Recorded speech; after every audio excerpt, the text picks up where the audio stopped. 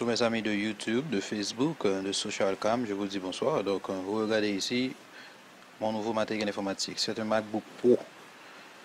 Donc, de configuration Intel Core i5, processeur deuxième génération, bien sûr, 8 Go RAM de mémoire, 500 GB de capacité. Donc, j'ai demandé à faire un upgrade au niveau de la mémoire parce que la version standard, c'est la version 4 Go RAM, 500 GB. Mais moi, j'ai demandé 8 Go RAM.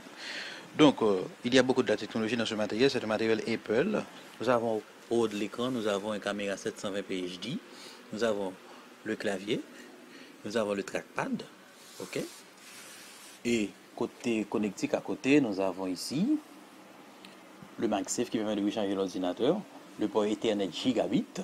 OK? C'est un port qui permet de connecter une câble au réseau, OK, pour pouvoir surfer sur Internet si on ne veut pas utiliser la technologie wireless. Mais c'est un port qui peut grimper jusqu'à 1 GB par seconde, du moment que vous avez l'Internet adéquat pour jouir de cette vitesse. Mais à ce que je sache, cette vitesse existe uniquement en Corée du Sud.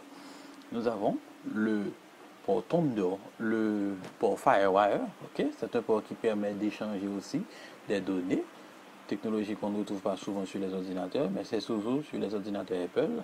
Il y a le port Thunderbolt. Le port Thunderbolt, c'est un port qui permet aussi de transférer les données entre le Mac et un disque dur approprié qui utilise cette même technologie. Ça permet aussi aux professionnels qui travaillent dans le monde cinématographique, il y a des caméras appropriées qui permettent de transférer des données du caméra à l'ordinateur à travers ce port qu'on appelle port Thunderbolt. Mais aussi, on peut connecter un écran Thunderbolt qui se vend avec 1000 $ américains sur le MacBook Pro pour pouvoir regarder en grand ce qu'on fait sur le MacBook à travers ce port qu'on appelle Thunderbolt. Il y a deux ports USB 3.0.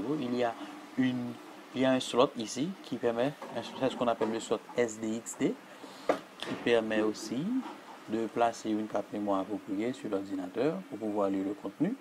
Il y a un petit bouton ici qui permet de voir la durée de la batterie en question, qui nous permet de travailler sur l'ordinateur, bien sûr.